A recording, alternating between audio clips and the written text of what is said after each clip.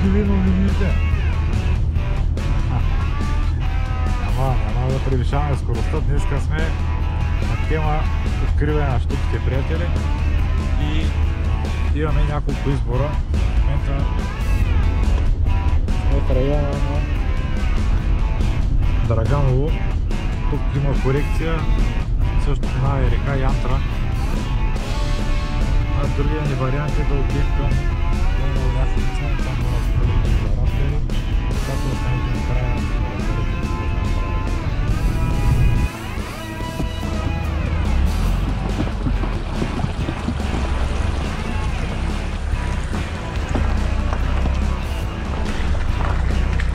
пак нещо гони.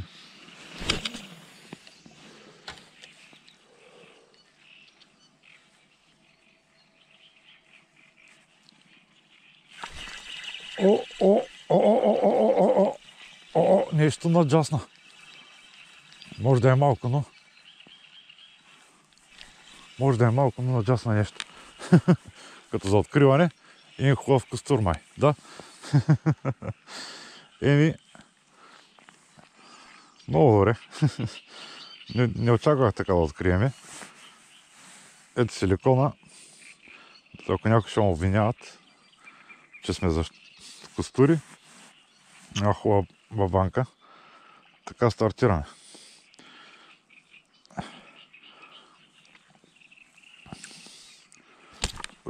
Че си луд. Чакай. Нямаме даже и флуорокарбон, приятели. Ето го този красавец. Я го снимаме. Ето го. Я разпери тия перки, за да видят. Така. Почти педя. Около 20 см. Хайде да те пускаме да си ходиш, да порасваш голям.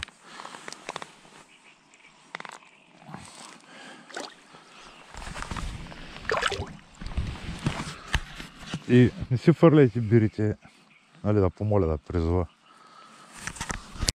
Той път вече взехме кутиите. Кепове, мепове. Еха, правите с голямата птица. Тук е много затревяно обаче. Много се е прецакало.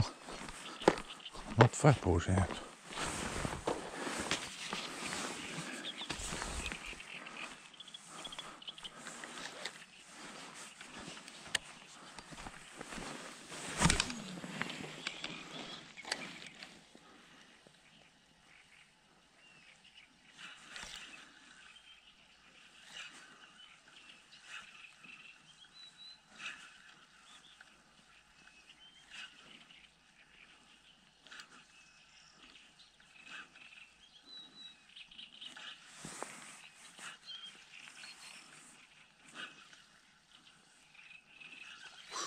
Штуката видяхте ли, приятели? Това беше штука. Въпросът е дали е още там.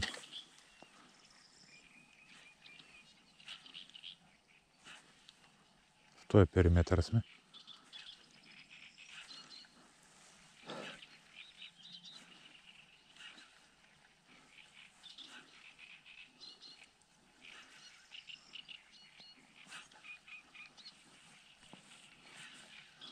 Не беше трофейна, но можеше да е първата. Как се казва?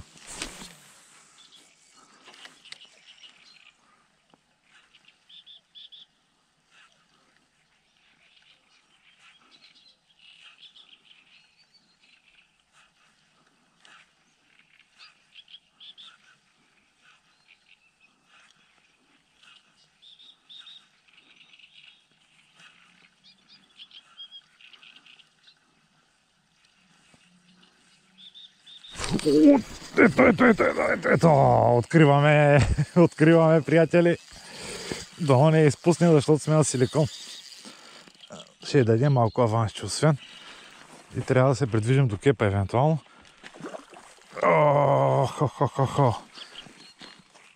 Трябва да си вземем кепа. Нали, професионално да открием.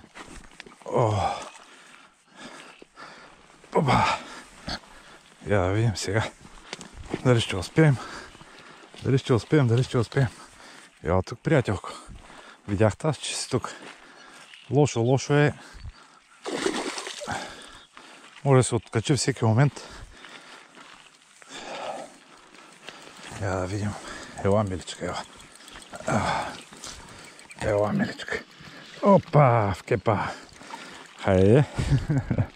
Се потосахме и открихме подобаващо с една много красива. Красива штука. Невероятна. Силикони. Айде да я връщаме тази красавица, където е мястото. Много хубава рибка. Около 70 см. Красота. Ай, миличка. Ай.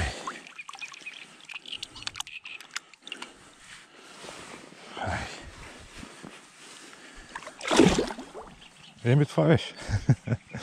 Затова сме тук. Стартирахме с един костур. Викам, не е добре работата. Но ето, че е една хубава штукичка. Да продължаваме напред и да видим, ще се сблъскаме или с нещо по-голямо. Ще тестваме едно воблерче, което лично аз много харесвам. Много малко шанс съм му дал, предвид, че ловим в такива гадни условия. Мисля, че тук мога да има малко шанс. А именно с Про.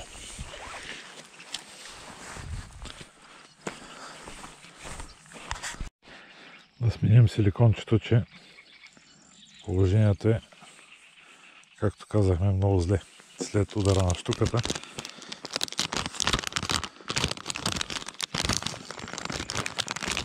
направо го е сгризала. Малко и куката даже е мръднала, но малко.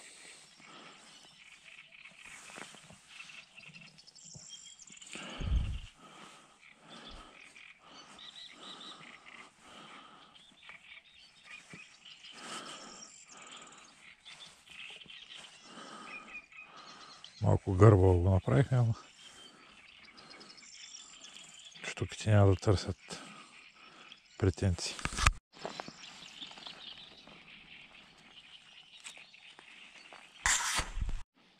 Да оттъпчем пътеките, защото тук човешки крак не е стъпвал от месеци.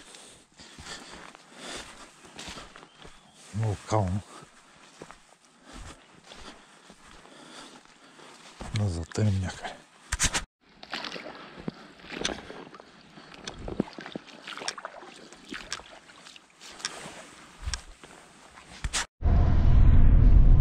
В момента сме в района на Драганово. Имаме няколко избора. Да дойдем или на реката, или на корекцията на Драганово. А евентуално мога да продължим и за Долна Оряховица, където има колеги за разпери. Останете и ще видите.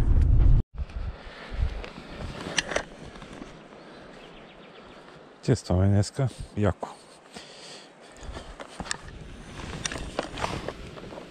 Това е район, доколкото знам, има и штука, но преобладават разперите. Все пак ние ще си потърсим първо штуките. Евентуално. Ако ги има.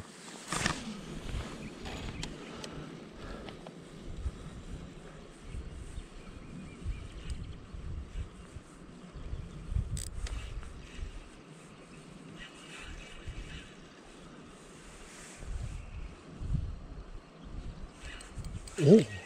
Какво стана? Растение.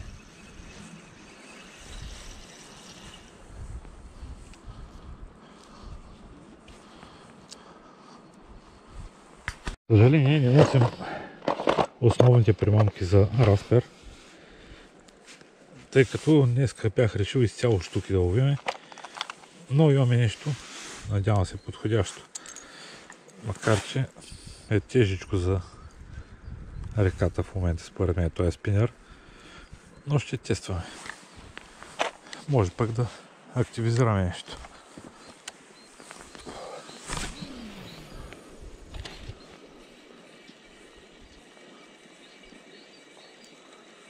Разперът обича бърза проводка и при атака от негова страна трябва да увеличим проводката.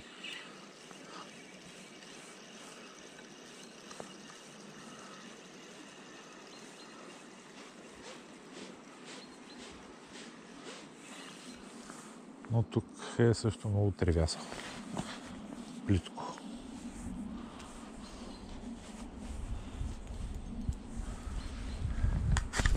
Его, мой човек. Сега хапна едно роце. Нали, мой човек? Малко мляко. Но няма повече. Мой човек. Свърши. И малко хлебче ще хапне моя човек. Какво да го прави? Малко вода да му налиема и сега. Ама трябва да видим в какво. Сега ще го обслужим с водичка. Защото само хляб не става.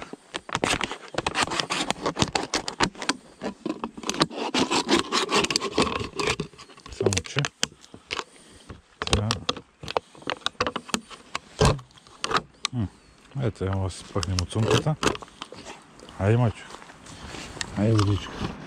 Вода. Това е вода. Няма голяма водата. Приятели, риболова приключи. Аз съм доволен лично. Много хубава штука. Много хубаво костурче, което се помисли за штука. И няколко други удара, може би от костури. Обиколих доста места, но реално риболова беше сутринта, между 8 и 9 часа сутринта и до там. Вече сме след обед и просто нищо. Така че приключваме за днеска. Силикони, бавни проводки, това беше при мен. Не знам при вас, на слука на всички.